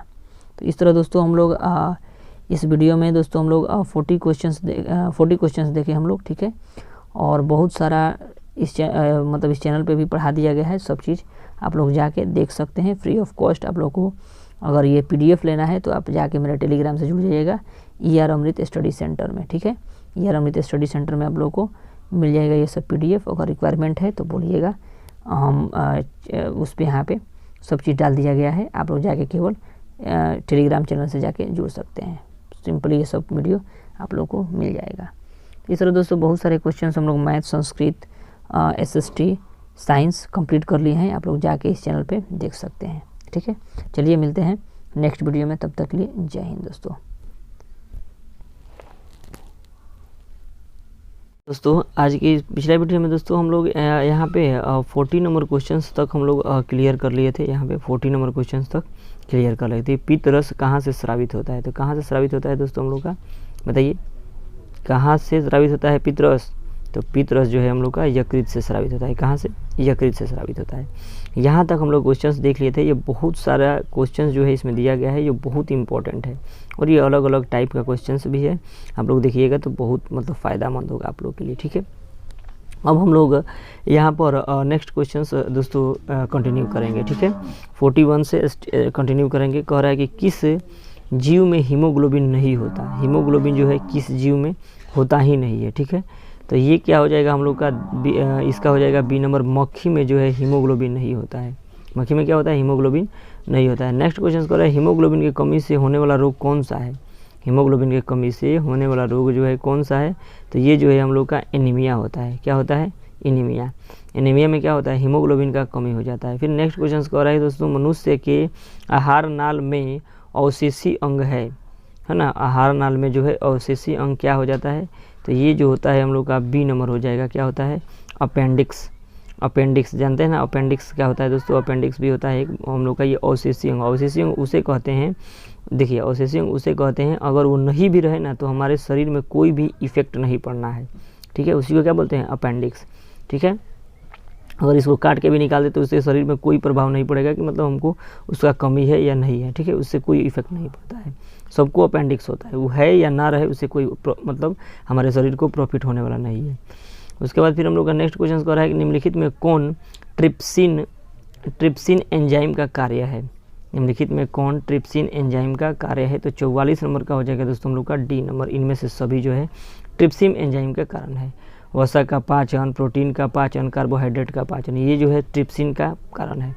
फिर नेक्स्ट क्वेश्चन कह रहा है कि मुख्य गुहा में आहार का कौन सा भाग का पाचन होता है, आहार का कौन सा भाग का पाचन होता है, तो 45 का हो जाएगा दोस्तों हम लोग का बी नंबर, कार्बोहाइड्रेट का होता है। क्या होता है, कार्बोहाइड्रेट का मुख्य थी यहाँ पे मुख्य गुहा में आहार का कौन सा भाग का पाचन होता है, तो कार्बोहाइड्रेट का। फिर हम लोग का नेक्स्ट क्वेश्चन कर रहा है दोस्तों कि ऑक्सीजन का वाहन कौन है, ऑक्सीजन का वाहक जो है कौन होता है, तो ऑक्सीजन का वाहक कौन सा करता है, तो RBC, रेड ब्लड कार्पस जो होता है, ठीक है, रेड ब्लड कार्पस जो होता है वो ऑक्सीजन का क्या करता है, वहन करता है। फिर नेक्स्ट क्वेश्चन कह रहा है कि रक्त में शर्करा का स्तर नियंत्रित करता है, रक्त में शर्करा का स्तर नियंत्रित करता है, कौन जो है रक्त में शर्करा का नियंत्रण करता है, तो ये जो है इंसुलिन होता है, ठीक है, इंसुलिन। देखिएगा जिसको अगर यहाँ पे चिनिया रोग यानी शुगर है, जिसको भी कोई चिनिया रोग कहता है गाँव में, ठीक है, और यहाँ पे किसी को भी शुगर है ना, तो वो क्या करता है, उसको इंसुलिन का हम लोग क्या करते हैं, सुई देते हैं, इंजेक्शन जो है इंसुलिन का हम लोग इंजेक्शन देते हैं उसको। उससे क्या होता है कि शर्करा का जो होता है मतलब शुगर का जो है कंट्रोल हो जाता है शुगर। फिर नेक्स्ट क्वेश्चन कह रहा है दोस्तों कि मानव शरीर में सबसे लंबी कोशिका कौन सी है, मानव शरीर में सबसे लंबी कोशिका कौन सी है, तो 48 का हो जाएगा दोस्तों हम लोग का सी नंबर, तंत्रिका कोशिका होता है। तंत्रिका कोशिका जो होता है मानव शरीर की सबसे लंबी कोशिका है। फिर नेक्स्ट क्वेश्चन कह रहा है दोस्तों कि प्रकाश के प्रवर्तन के कितने नियम है, तो प्रकाश के प्रवर्तन के कितने नियम है, 2 नियम है। कितना नियम है, प्रवर्तन का कितना नियम है दोस्तों, तो 2 नियम है प्रकाश के प्रवर्तन का। फिर नेक्स्ट क्वेश्चन कह रहे हैं हम लोग का कि अवतल दर्पण के आवर्धन होता है, अवतल दर्पण का आवर्धन क्या होता है, सॉरी लेंस क्या होता है, लेंस कह रहा है ना, तो लेंस क्या होता है, तो लेंस जो होता है हम लोग का V/U होता है। देखिए इसको याद रखिएगा दोस्तों, ये बहुत आप लोगों को कन्फ्यूजन में डाल देगा। अगर अवतल लेंस पूछा है, ठीक है, अवतल लेंस पूछा है तो M यानी आवर्धन बराबर होता है V/U, जिसमें निगेटिव नहीं होता। अगर वही पूछेगा अवतल दर्पण, मतलब दर्पण का बात करेगा, ये लेंस का बात कर रहा है तो लेंस में माइनस नहीं होता है, लेकिन अगर दर्पण का बात करेगा तो माइनस का V/U होता है, माइनस का V/U होता है। ठीक है, समझ में आ रहा है ना। अगर लेंस होगा तो V/U हो जाएगा और दर्पण होगा, ठीक है, दर्पण होगा तो क्या होगा, माइनस का V/U। इसको याद रखिए दोस्तों, ये बहुत इंपॉर्टेंट है क्वेश्चन। फिर हम लोग का नेक्स्ट क्वेश्चन कह रहा है दोस्तों कि दर्पण का सूत्र है, दर्पण का सूत्र कौन सा होता है, तो 51 नंबर का हम लोग का हो जाएगा 1/V + 1/U। दोस्तों ये जो है गलत कर दिया है, यहाँ पे इक्वल रहना चाहिए, ठीक है, इक्वल रहना चाहिए, इक्वल है, प्लस की जगह पर इक्वल है। 1/V + 1/U = 1/F होता है, ठीक है, इसको याद रखिए। नेक्स्ट क्वेश्चन कर रहा है कि टिंडल प्रभाव प्रदर्शित करता है, टिंडल प्रभाव क्या प्रदर्शित करता है, तो 52 का हो जाएगा दोस्तों हम लोग का डी नंबर, 52 का डी नंबर, प्रकाश का प्रकीर्णन जो है टिंडल प्रभाव को प्रदर्शित करता है, टिंडल प्रभाव प्रदर्शित करता है, प्रकाश का प्रकीर्णन करता है, ठीक है।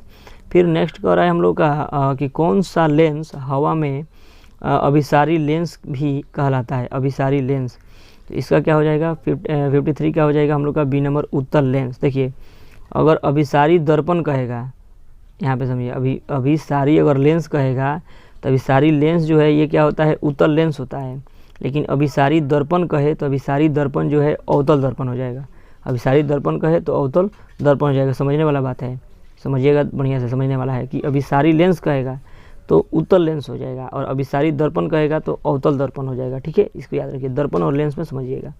फिर नेक्स्ट क्वेश्चन कह रहा है कि उत्तल दर्पण में प्रतिबिंब बनता है, तो उत्तल दर्पण में प्रतिबिंब जो है किस प्रकार का बनता है, तो बी नंबर आभासी बनता है। कैसे बनता है, आभासी, क्योंकि देखिए इतना छोटा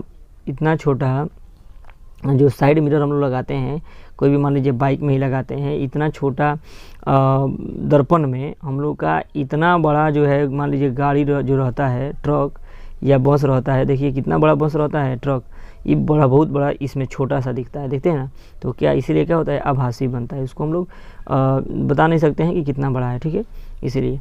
फिर नेक्स्ट क्वेश्चन कह रहा है कि प्रकाशीय माध्यम कितने प्रकार के होते हैं, प्रकाशीय माध्यम कितने प्रकार के होते हैं, तो ये कितने प्रकार के होते हैं, 2 प्रकार के होते हैं, ठीक है, कितने प्रकार के, 2 प्रकार के। फिर हम लोग का नेक्स्ट क्वेश्चन कह रहा है दोस्तों कि डायनेमो परिवर्तित करता है, क्या करता है, डायनेमो जो है परिवर्तित क्या करता है, तो इसका हो जाएगा हम लोग का बी नंबर, यांत्रिक ऊर्जा को विद्युत ऊर्जा में, यांत्रिक ऊर्जा को विद्युत ऊर्जा में परिवर्तित करता है। फिर हम लोग का नेक्स्ट क्वेश्चन कह रहा है दोस्तों, नेक्स्ट क्वेश्चन कि इलेक्ट्रॉन पर आवेश होता है, इलेक्ट्रॉन पर आवेश क्या होता है, तो ये जो होता है देखिए हमेशा याद रखिएगा कि इलेक्ट्रॉन जो होता है हमेशा निगेटिव में होता है, ठीक है, निगेटिव में होता है, तो माइनस का 1.6 × 10⁻⁻19 कूलम होता है, माइनस का 1.6 × 10⁻⁻19 कूलम होता है, एक इलेक्ट्रॉन पर आवेश होता है, ठीक है।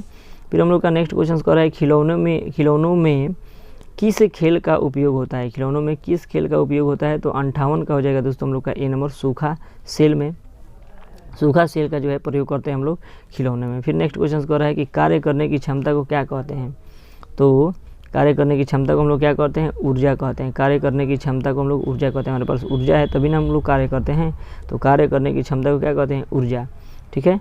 उसके बाद नेक्स्ट क्वेश्चन कह रहा है दोस्तों हम लोग का 60 नंबर कह रहा है कि निम्न में से कौन विस्थापन अभिक्रिया का एक उदाहरण है, विस्थापन अभिक्रिया का एक उदाहरण है, तो 60 नंबर का हो जाएगा दोस्तों हम लोग का, 60 का हो जाएगा क्या चीज़, सी नंबर हो जाएगा, 60 का सी नंबर, निम्नलिखित में से कौन सा विस्थापन अभिक्रिया का एक उदाहरण है? तो Fe प्लस CuSO4 का डैश देंगे तो FeSO4 प्लस Cu क्या हो जाएगा? विस्थापन कहने का मतलब देखिए Fe है तो Fe है यहाँ पे, लेकिन यहाँ पे क्या होगा? SO4 जो है क्या होगा? विस्थापित हो गया तो SO4 यहाँ पे आ गया और Cu क्या हो गया? अकेले हो गया। तो ये कौन सा अभिक्रिया है? विस्थापन अभिक्रिया का यही उदाहरण है और कोई नहीं है। ठीक है, ये जो है हम लोग का वियोजन अभिक्रिया हो जाएगा। क्यों? हाँ, वियोजन अभिक्रिया, क्योंकि यहाँ पे बढ़ जा रहा है। ठीक है, बढ़ जा रहा है। ये हो जाएगा हम लोग का संयोजन अभिक्रिया। संयोजन अभिक्रिया क्या हो रहा है? देखिए ये 2 पार्ट में है, ये 1 पार्ट में हो गया। और ये जो है हम लोग का क्या हो जाएगा? द्विविस्थापन अभिक्रिया, क्योंकि यहाँ पे क्या हो रहा है कि यहाँ पे देखिए यहाँ पे क्या हो रहा है कि ये जो है NaCl जो है देखिए इसमें आ जा रहा है। Cl किस में आ जा रहा है? इसमें आ जा रहा है। और OH क्या है? इसमें आ जा रहा है। तो ये तो डबल विस्थापन अभिक्रिया हो जाएगा। ठीक है, फिर नेक्स्ट क्वेश्चन कह रहा है सिल्वर क्लोराइड का रंग होता है 61 नंबर का। सिल्वर क्लोराइड का रंग होता है तो ये कैसा होता है? तो ये होता है श्वेत होता है। कैसा होता है? श्वेत होता है। फिर नेक्स्ट क्वेश्चन कह रहा है निम्नलिखित में लवण कौन है? निम्नलिखित में लवण कौन है? 62 का हो जाएगा हम लोग का BNaCl हो जाएगा। क्या हो जाएगा? NaCl। फिर नेक्स्ट क्वेश्चन कह रहा है तुतिया नीला थोथा का अणुसूत्र है। तुतिया यानी नीला थोथा का सूत्र क्या होता है? तो CuSO4 5H2O होता है। ठीक है, CuSO4 5H2O नीला थोथा होता है। फिर हम लोग का नेक्स्ट क्वेश्चन कह रहा है दोस्तों, नेक्स्ट क्वेश्चन की गंधक की परमाणु संख्या है। गंधक का परमाणु संख्या कौन सा होता है? तो 16 होता है। गंधक का परमाणु संख्या 16। फिर नेक्स्ट कह रहा है कि अधातु के ऑक्साइड होते हैं। तो अधातु के ऑक्साइड क्या होते हैं? अम्लीय होते हैं। याद रखिए, अधातु का ऑक्साइड 65 का हो जाएगा दोस्तों हम लोग का B नंबर। देखिए इसको याद रखने का तरीका क्या होता है? अधातु का ऑक्साइड क्या होता है? अम्लीय होता है। यानी अधातु अम्लीय, अधातु अम्लीय, धातु क्षारीय, धातु क्षारीय। याद रखिएगा, धातु का क्षारीय होता है और धातु का अम्लीय होता है। फिर नेक्स्ट कह रहा है कि कार्बन है। कार्बन क्या है? 66 नंबर का हो जाएगा B नंबर। कार्बन क्या है? एक अधातु है। कार्बन क्या है? एक अधातु। फिर नेक्स्ट कह रहा है कि निम्नलिखित में कौन सा असंतृप्त हाइड्रोकार्बन है? निम्नलिखित में से कौन सा असंतृप्त हाइड्रोकार्बन है? तो इसका क्या हो जाएगा दोस्तों हम लोग का C नंबर C2H4 हो जाएगा। क्या हो जाएगा? C2H4 हो जाएगा। फिर हम लोग का नेक्स्ट क्वेश्चन कह रहा है कि एरोमेटिक हाइड्रोकार्बन है। एरोमेटिक हाइड्रोकार्बन है तो 68 नंबर का हो जाएगा दोस्तों हम लोग का C नंबर। 68 नंबर का C number C6H6 aromatic hydrocarbon होता है। फिर नेक्स्ट कह रहा है कि निम्नलिखित में कौन अक्रियाशील गैस है? निम्नलिखित में कौन अक्रियाशील गैस है? तो helium. Helium, neon, argon, जेनन, krypton, है ना, radon. Helium, neon, argon, जेनन, krypton, ये सब जितना भी है ये क्या होता है? ये जो है हम लोग का अधातु है। क्या है? अधातु। ठीक है, इसको याद रखिए। फिर नेक्स्ट क्वेश्चन कह रहा है कि निम्नलिखित में कौन उपधातु है? उपधातु इसमें से कौन सा है? तो 70 नंबर का हो जाएगा दोस्तों हम लोग का क्या चीज़? 70 का बताइए क्या हो जाएगा? उपधातु कौन सा है? तो इसमें उपधातु हम लोग का यानी उपधातु निकेल, कॉपर, है ना, ये हो गया और ये हो गया। इसका ऑप्शन नंबर तो 70 का हम लोग का क्या होगा बताइए दोस्तों? तो 70 का C नंबर होगा SB। SB को क्या बोलते हैं? SB को देखिए हम भूल रहे हैं, SB को क्या बोलते हैं। चलिए इसको याद रखिएगा, तब तक जिसको पता होगा वो कमेंट में लिख दीजिएगा। ठीक है, फिर नेक्स्ट क्वेश्चन कह रहा है कि पौधों में श्वसन होता है। पौधों में श्वसन किस प्रकार होता है? तो पौधों में श्वसन किससे करते हैं? तो पत्तियों से करते हैं। किससे? पत्तियों से। 71 नंबर का क्या हो जाएगा? B number. फिर नेक्स्ट क्वेश्चन कह रहा है निम्नलिखित में स्वपोषी कौन है? निम्नलिखित में स्वपोषी कौन है? तो हरे पौधे जो है क्या होते हैं? स्वपोषी होते हैं। फिर नेक्स्ट क्वेश्चन कह रहा है कि कौन सी बीमारी श्वसन तंत्र संबंधित है? कौन सी बीमारी श्वसन तंत्र संबंधित है? 73 का हो जाएगा दोस्तों हम लोग का B नंबर। 73 का B नंबर। निमोनिया जो है बीमारी श्वसन तंत्र से संबंधित है। निमोनिया, ठीक है। एक होता है देखिए निमोनिया जो है श्वसन तंत्र से संबंधित है और एक होता है एनीमिया। तो एनीमिया में क्या होता है? एनीमिया में होता है हम लोग का ब्लड का कमी हो जाता है। एनीमिया में ब्लड का कमी हो जाता है। और निमोनिया में क्या होता है? निमोनिया में क्या होता है? इसमें श्वसन संबंधित बीमारी हो जाता है। निमोनिया में क्या होता है? श्वसन संबंधित बीमारी। फिर नेक्स्ट क्वेश्चन कह रहा है दोस्तों कि एंड्रोजन है। एंड्रोजन है तो इसका क्या हो जाएगा? 74 का हो जाएगा दोस्तों हम लोग का A नंबर। नर हार्मोन है। एंड्रोजन क्या है? नर हार्मोन। फिर नेक्स्ट क्वेश्चन कह रहा है कि रुधिर ताप नियंत्रित होता है। रुधिर जो है ताप नियंत्रित होता है। तो 75 का क्या हो जाएगा दोस्तों? 75 का हम लोग का हो जाएगा C नंबर हो जाएगा। ठीक है, एड्रिनल द्वारा होता है। रुधिर चाप नियंत्रित होता है, एड्रिनल द्वारा होता है। फिर नेक्स्ट क्वेश्चन कह रहा है दोस्तों कि एक लिंगी पादप का उदाहरण है। तो एक लिंगी पादप का उदाहरण कौन सा होता है? तो एक लिंगी पादप का उदाहरण जो होता है हम लोग का पपीता होता है। क्या होता है? पपीता। फिर हम लोग का दोस्तों नेक्स्ट क्वेश्चन कह रहा है कि निम्नलिखित में कौन मादा जनन तंत्र का भाग नहीं है? निम्नलिखित में कौन मादा जनन तंत्र का भाग नहीं है? तो 77 का हो जाएगा दोस्तों हम लोग का C नंबर। शुक्र वाहिका जो है मादा जनन का नहीं है, ये जो है क्या है पुरुष जनन का, जनन तंत्र का होता है। ठीक है, फिर हम लोग का नेक्स्ट कह रहा है दोस्तों कि द्विखंडन होता है, किसमें होता है द्विखंडन, तो ये जो है द्विखंडन जो होता है दोस्तों हम लोग का 78 नंबर का हो जाएगा बी नंबर। ठीक है, अमीबा में होता है द्विखंडन जो होता है, किसमें होता है अमीबा में, द्विखंडन किसमें होता है अमीबा में होता है। और ये हम लोग का दोस्तों चैनल का नाम है ER अमृत स्टडी सेंटर, ये भी है और टेलीग्राम चैनल भी है, जाके जुड़ जाइएगा। ये PDF आप लोगों को फ्री में प्रोवाइड कर दिया जाएगा, ये PDF जो है आप लोगों को किसमें फ्री में प्रोवाइड कर दिया जाएगा, इसको याद रखिए। नेक्स्ट क्वेश्चन कर रहा है दोस्तों कि टेस्टोस्टेरोन स्रावित होता है, किससे होता है, तो वृषण से। टेस्टोस्टेरोन किससे होता है, तो वृषण से होता है। फिर नेक्स्ट कह रहा है कि मस्तिष्क का वजन कितना होता है हम लोग का, मनुष्य का मस्तिष्क का वजन कितना होता है, 1400 ग्राम होता है। कितना, 1400 ग्राम या 1.4 ग्राम यानी 1400 ग्राम होता है। ठीक है, तो इस तरह दोस्तों हम लोग आज के इस वीडियो में दोस्तों 40 क्वेश्चंस हम लोग फिर कंप्लीट किए। ठीक है, कितना क्वेश्चंस, 40 क्वेश्चंस कंप्लीट किए। और दोस्तों आप लोग चैनल पे नए होंगे तो चैनल को सब्सक्राइब कर लीजिएगा, आप लोग के लिए बहुत चीज़ इस पे दोस्तों पढ़ाया जा रहा है, आप लोग इस पे जाके देख सकते हैं कि हाँ इसमें क्या क्या क्वेश्चंस पढ़ाए गए हैं। ठीक है, चलिए मिलते हैं नेक्स्ट वीडियो में दोस्तों। चैनल पर नए होंगे तो इसको सब्सक्राइब कर दीजिएगा और अपना प्यार इस चैनल पर बनाए रखिएगा और लाइक ज़रूर करिए दोस्तों, और कमेंट में ज़रूर लिखिए कि कितना लाइक कम से कम दोस्तों इस वीडियो का टारगेट रखते हैं हम लोग 50 टारगेट रखते हैं कि कम से कम 50 लाइक हमको मिल जाए। ठीक है, कितना 50 लाइक कम से कम मिल जाए दोस्तों। ठीक है, ज़्यादा से ज़्यादा भी कोई दिक्कत नहीं है। और कमेंट में लिखिए दोस्तों कि वीडियो कैसा लगा आप लोगों के लिए। चलिए मिलते हैं नेक्स्ट वीडियो में, तब तक के लिए जय हिंद। क्वेश्चंस चल रहा था, बहुत सारे ऑब्जेक्टिव को हम लोग पढ़ लिए थे। ठीक है, आज फिर हम लोग दोस्तों ये ऑब्जेक्टिव यहाँ पे जो दिया है हम लोग का, ये बहुत इंपॉर्टेंट क्वेश्चन है दोस्तों, हम लोग आज इसको शुरू करते हैं। ठीक है, फिर इसको हम लोग 40 क्वेश्चंस इस वीडियो में देखेंगे। और आप लोगों को बता दें दोस्तों, पार्ट 1, पार्ट 2, पार्ट 3 करके इस चैनल पे बहुत सारा ऑब्जेक्टिव पढ़ा दिया गया है, आप लोग जाके देख सकते हैं, प्लेलिस्ट में दिया गया है। पार्ट 1, पार्ट 2, पार्ट 3 ऐसे करके बहुत सारा दे दिया गया है, आप लोग जाके इस चैनल पे जुड़ सकते हैं। ठीक है, आइए हम लोग दोस्तों देखते हैं फर्स्ट नंबर क्वेश्चन से बिना देरी किए हुए। कह रहा है कि दंत विशेषज्ञ किस दर्पण का उपयोग मरीजों के दांत का बड़ा प्रतिबिंब देखने के लिए करते हैं। ठीक है, दांत को मान लीजिए उखाड़ा जाता है या किसी चीज़ का किया जाता है, तो इसमें हम लोग किसका प्रयोग करते हैं, तो अवतल दर्पण का प्रयोग करते हैं। ठीक है, अवतल दर्पण में क्या होता है कि छोटा प्रतिबिंब, जो छोटा कोई भी वस्तु होता है उसको बड़ा प्रतिबिंब बना के दिखाता है।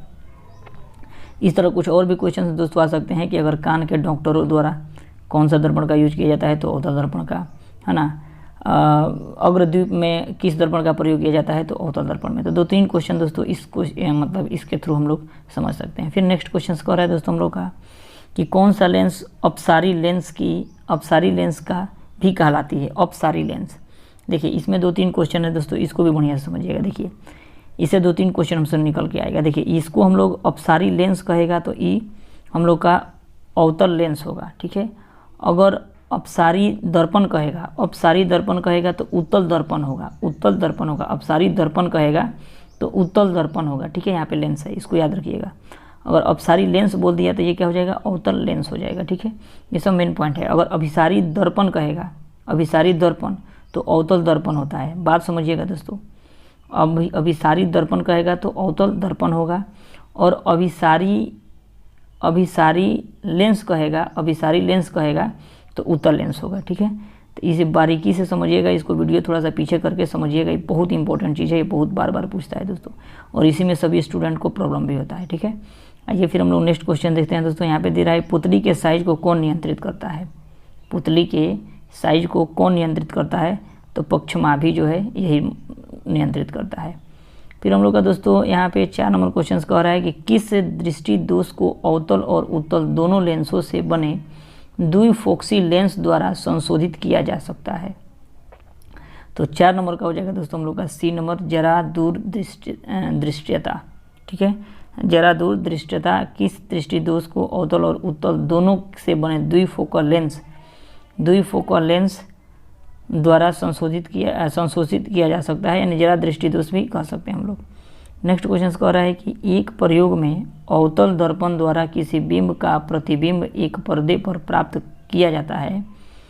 दर्पण की फोकस दूरी को निर्धारित करने के लिए प्रयोगकर्ता को मापने की ज़रूरत है, मतलब क्या मापता है, तो 4 का हो जाएगा सी नंबर, ए और बी दोनों, यानी दर्पण तथा पर्दा के बीच की दूरी को और दर्पण तथा बिंब के बीच की दूरी को, ये दोनों होता है। ठीक है, नेक्स्ट क्वेश्चन कह रहा है दोस्तों कि नेक्स्ट क्वेश्चन हम लोग का कह रहा है कि शब्दकोश के छोटे अक्षरों को पढ़ने के लिए लेंस का उपयोग करना पसंद है। कौन सा लेंस का उपयोग करना हम लोग पसंद करते हैं? तो इसका सी नंबर हो जाएगा 5 सेंटीमीटर फोकस दूरी का उत्तर लेंस। 5 सेंटीमीटर फोकस दूरी का उत्तर लेंस हो जाएगा। फिर हम लोग का दोस्तों 7 नंबर का हो रहा है कि निम्नलिखित में कौन विद्युत विभवांतर का एसआई मात्रक है? विद्युत विभवांतर का एसआई मात्रक है, तो 7 का हो जाएगा ए नंबर, वोल्ट होता है। क्या होता है? वोल्ट। नेक्स्ट क्वेश्चन कह रहा है लघु पथन यानी शॉर्ट सर्किट के समय परिपथ में विद्युत धारा का मान होता है। परिपथ में विद्युत धारा का मान होता है, तो 8 का सी नंबर, बहुत अधिक बढ़ जाता है। बहुत अधिक बढ़ जाता है। परिपथ में विद्युत धारा का मान क्या होता है? बहुत अधिक बढ़ जाता है। शॉर्ट सर्किट में मतलब करंट का मान बढ़ जाता है। नेक्स्ट क्वेश्चन कह रहा है कि दोस्तों पश्चिम की ओर प्रक्षेपित कोई धनावेशित कण अल्फा कण किसी चुंबकीय क्षेत्र द्वारा उत्तर की ओर विक्षेपित हो जाता है। चुंबकीय क्षेत्र की दिशा क्या है? तो चुंबकीय क्षेत्र की दिशा क्या हो जाता है? तो 9 नंबर का हो जाएगा दोस्तों हम लोग का डी नंबर, ऊपरी मुखी हो जाता है। क्या हो जाता है? ऊपरी मुखी। फिर हम लोग का दोस्तों नेक्स्ट क्वेश्चन कह रहा है दोस्तों कि तांबे के तार की एक आयताकार कुंडली किसी चुंबकीय क्षेत्र में घूर्णी गति कर रही है। इस कुंडली में प्रेरित विद्युत धारा की दिशा में कितने परिभ्रमण के पश्चात परिवर्तन होता है?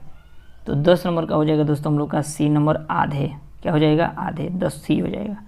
नेक्स्ट कह रहा है किसी विद्युत धारावाही सीधी लंबी परिनालिका के भीतर चुंबकीय क्षेत्र। किसी विद्युत धारावाही सीधी लंबी परिनालिका के भीतर चुंबकीय क्षेत्र कैसा होता है? तो 11 का हो जाएगा डी नंबर, सभी बिंदुओं पर समान होता है। सभी बिंदुओं पर समान। नेक्स्ट क्वेश्चन कह रहा है दोस्तों हम लोग का कि सौर कुकर के लिए कौन सा दर्पण सर्वाधिक उपयुक्त होता है? सौर कुकर के लिए कौन सा दर्पण सर्वाधिक उपयुक्त होता है? तो ये क्या होता है इसमें दोस्तों हम लोग का 12 का हो जाएगा हम लोग का सी नंबर। ठीक है, अवतल दर्पण। अवतल दर्पण जो है क्या होता है? सौर कुकर में सर्वाधिक उपयुक्त होता है अवतल दर्पण। अवतल दर्पण क्या होता है? ये क्या करता है दोस्तों? सूर्य के किरण को क्या करता है? एक जगह केंद्रित करता है, मतलब अवतल दर्पण का ही प्रयोग करते हैं इसमें भी हम लोग। फिर हम लोग का नेक्स्ट क्वेश्चन यहाँ पे कह रहा है दोस्तों, नेक्स्ट क्वेश्चन यहाँ पे 13 नंबर की चिपको आंदोलन का मुख्य उद्देश्य संरक्षित करना था। क्या चीज़ संरक्षित करना था? तो 13 का हो जाएगा बी नंबर, वृक्षों को संरक्षित करना था।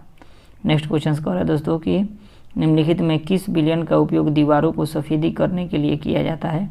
तो इसमें किसका प्रयोग किया जाता है दोस्तों? तो 14 का हम लोग का क्या हो जाएगा? 14 का बी हो जाएगा, CaOH का होल ट्वाइस, कैल्शियम हाइड्रोक्साइड का प्रयोग किया जाता है। ठीक है, नेक्स्ट क्वेश्चन कह रहा है दोस्तों कि Na2SO4 प्लस BaCl2, ये क्यों लिखा है? इसको एक्लोबेरियम कहते हैं। ठीक है, उसके बाद दे दिया है इसका उत्पाद दिया है कि BaSO4 S माने सॉलिड हो जाएगा, 2NaCl इक्विलिब्रियम। मतलब ये क्या है? ठीक है, संयोजन अभिक्रिया है कि वियोजन अभिक्रिया है कि द्विविस्थापन अभिक्रिया है? तो देखिए 15 नंबर का हो जाएगा हम लोग का दोस्तों क्या चीज़? तो सी हो जाएगा, द्विविस्थापन अभिक्रिया। कैसे? तो देखिए यहाँ पे Na2 है, यहाँ पे देखिए Ba है, इसके साथ SO4 है ना, तो इसके साथ देखिए Ba के साथ यहाँ पे ला दिया है SO4, और Na यहाँ पे है तो Na इधर ला दिया है और इसको उठा के डाल दिया है यहाँ पे, द्विविस्थापन अभिक्रिया मतलब चेंज हुआ है। फिर नेक्स्ट क्वेश्चन कह रहा है कि निम्नलिखित में कौन सा बुझा हुआ चूना है? बुझा हुआ चूना कौन सा है? तो 16 का हो जाएगा बी नंबर हम लोग का, CaOH का होल ट्वाइस। ये क्या है? बुझा हुआ चूना। अब बिना बुझा हुआ चूना CaO है, बुझा हुआ चूना ये है, अब बिना बुझा हुआ चूना CaO है। ठीक है, कैल्शियम कार्बोनेट है जो संगमरमर भी इसको कहते हैं, ये कैल्शियम है। उसके बाद देखिए नेक्स्ट क्वेश्चन हम लोग का कह रहा है दोस्तों 16 नंबर कह रहा है कि निम्नलिखित में कौन सा बुझा हुआ चूना ही तो हो गया।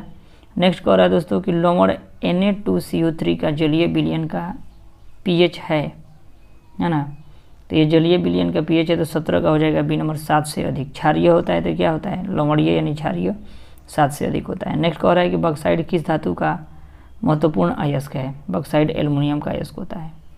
नेक्स्ट कह रहा है कि लोहा एवं इस्पात को जंग से सुरक्षित रखने के लिए उस पर किस धातु की पतली परत चढ़ाई जाती है। 19 का हो जाएगा दोस्तों हम लोग का डी नंबर जिंक का। नेक्स्ट कह रहा है कि किस रासायनिक यौगिक को गर्म करने पर प्लास्टर ऑफ पेरिस प्राप्त किया जाता है।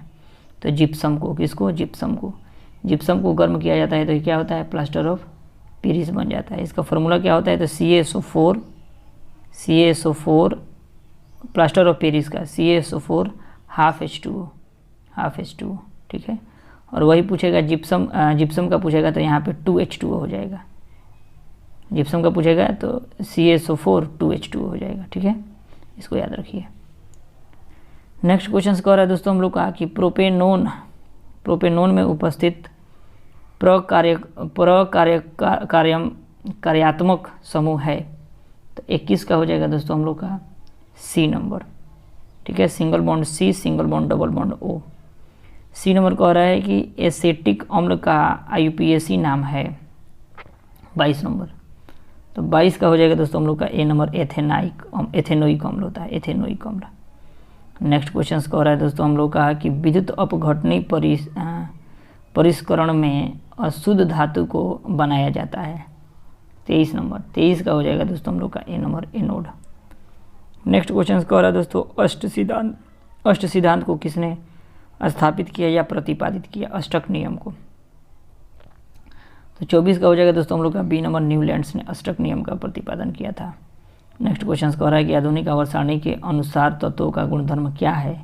तो परमाणु संख्या के आवर्त फलन है, परमाणु संख्या के आवर्त फलन है। नेक्स्ट क्वेश्चन कह रहा है निम्नलिखित में कौन सा आयन लाल लिटमस पत्र को नीला कर देता है। 26 का हो जाएगा दोस्तों हम लोग का B नंबर OH-। नेक्स्ट कह रहा है दोस्तों कि पादप में जाइलम उत्तरदायी है। 27 का A हो जाएगा, जल का वहन होता है। नेक्स्ट क्वेश्चन कह रहा है दोस्तों कि निम्नलिखित में किसे कोशिका का ऊर्जा मुद्रा के रूप में जाना जाता है। तो 28 का हो जाएगा दोस्तों हम लोग का B नंबर ATP पर ऊर्जा मुद्रा के रूप में जाना जाता है। नेक्स्ट कह रहा है दोस्तों पतियों में गैसों का आदान प्रदान कहाँ होता है। पतियों में गैसों का आदान प्रदान कहाँ होता है। तो 29 का हो जाएगा दोस्तों हम लोग का B नंबर रंध्र में होता है। नेक्स्ट कह रहा है कि हृदय से रक्त यानी रुधिर को संपूर्ण शरीर में पंप किया जा सकता है, किसके द्वारा। तो 30 नंबर का आंसर क्या होगा दोस्तों, बताइए जल्दी। इसका हो जाएगा आलिंदों द्वारा, ठीक है, फेफड़ों द्वारा, निलय द्वारा, सभी हो जाएगा दोस्तों, ठीक है, सभी कह रहा है ना, सभी हो जाएगा, D नंबर हो जाएगा D। फिर हम लोग का नेक्स्ट क्वेश्चन कह रहे हैं यहाँ पे कि कौन सा पादप हार्मोन पतियों को मुरझाने के लिए उत्तरदायी है, पतियों को मुरझा देता है, कौन सा होता है। तो C नंबर एब्सेसिक अम्ल होता है, ठीक है, एब्सेसिक अम्ल। फिर हम लोग का दोस्तों नेक्स्ट क्वेश्चन कह रहा है कि जड़ का अधोगामी वृद्धि है, जल का अधोगामी वृद्धि है। तो ये हो जाएगा गुरुत्वानुकर्तन, जड़ का मैंने गुरुत्व के कारण होता है, ठीक है। उसके बाद कह रहा है कि पंस मेडुला और अनुमस्तिष्क क्या है, मतलब ये। तो 33 का हो जाएगा C नंबर पश्च मस्तिष्क का हिस्सा है, पश्च मस्तिष्क का हिस्सा है। नेक्स्ट कह रहा है निम्नलिखित कौन सी अनैच्छिक क्रिया नहीं है। 34 अनैच्छिक क्रिया नहीं है, 34 का B नंबर। अनैच्छिक एक ऐच्छिक होता है दोस्तों, 2 सेकंड, अनैच्छिक होता है, अनैच्छिक एक ऐच्छिक नहीं है, अनैच्छिक नहीं है, ऐच्छिक है। ऐच्छिक तो हम लोग माने अनैच्छिक है, नहीं है। इसका निम्नलिखित में से कौन सा अनैच्छिक क्रिया नहीं है। अनैच्छिक क्रिया नहीं है यानी ऐच्छिक क्रिया है, अनैच्छिक क्रिया नहीं है यानी ऐच्छिक क्रिया, यानी चबाना हम लोग इच्छा के अनुसार चबाते हैं। लार आना अनैच्छिक है, मतलब बिना हमारे इच्छा के ही आता है, बमन भी है और हृदय का धड़कन भी है, हम लोग का बिना इच्छा के ही सब धड़कता रहता है, ठीक है, लार आना भी। तो इसको याद रखिए। फिर हम लोग का नेक्स्ट क्वेश्चन कह रहा है कि अलैंगिक जनन मुकुलन द्वारा होता है। 35 का क्या हो जाएगा दोस्तों, 35 का B नंबर हो जाएगा ईस्ट में। नेक्स्ट कह रहा है कि शुक्राणु का निर्माण होता है। 36 शुक्राणु का निर्माण होता है A नंबर वृषण में, शुक्राणु का निर्माण होता है वृषण। नेक्स्ट क्वेश्चन कह रहा है कि पुष्प का कौन सा भाग फल बनाता है, फल बनता है, पुष्प का कौन सा भाग फल बनता है। तो 37 नंबर का हो जाएगा दोस्तों हम लोग का D नंबर अंडाशय। नेक्स्ट क्वेश्चन कह रहा है दोस्तों हम लोग का यहाँ पे कि लिंग गुण पुष्प का पूर्ण जोड़ा पाया जाता है? लिंग गुण सूत्र का पूर्ण जोड़ा पाया जाता है किस में? तो 38 का हो जाएगा दोस्तों बी नंबर, स्त्री में पाया जाता है। नेक्स्ट क्वेश्चन कह रहा है कि मानव शरीर के किसी सामान्य कोशिका में गुणसूत्रों के कितने युग्म होते हैं? तो 39 का सी नंबर, 33, मतलब युग्म होते हैं तो 23 जोड़ी होते हैं, और कितने होते हैं तो 46, 23 जोड़ी। नेक्स्ट क्वेश्चन कह रहा है निम्नलिखित में से कौन से समूह में केवल जैव निम्नीकरण पदार्थ है? केवल जैव निम्नीकरण पदार्थ है, तो इसका हो जाएगा दोस्तों हम लोग का डी नंबर। ठीक है, डी नंबर हो जाएगा, डी नंबर। तो इस तरह दोस्तों हम लोग बहुत सारा मतलब इसमें 40 क्वेश्चंस देख लिए। और भी आपको कोई प्रॉब्लम होगा तो हो सकता है कि कोई, हालांकि बहुत बढ़िया से सब चीज़ पढ़ाया गया है, कुछ डिस्क्राइब किया गया है। कोई भी प्रॉब्लम हो डिस्क्रिप्शन बॉक्स में आप लोग कमेंट बॉक्स में ज़रूर लिखें कि क्या प्रॉब्लम आ रहा है आप लोगों को। ठीक है, फिर नेक्स्ट वीडियो में हम लोग दोस्तों मिलते हैं, और अपना प्यार इस चैनल पर बनाए रहिए। आप लोगों के सपोर्ट से दोस्तों हम लोग का यूट्यूब फैमिली 1000 पूरा हो गया है। ठीक है।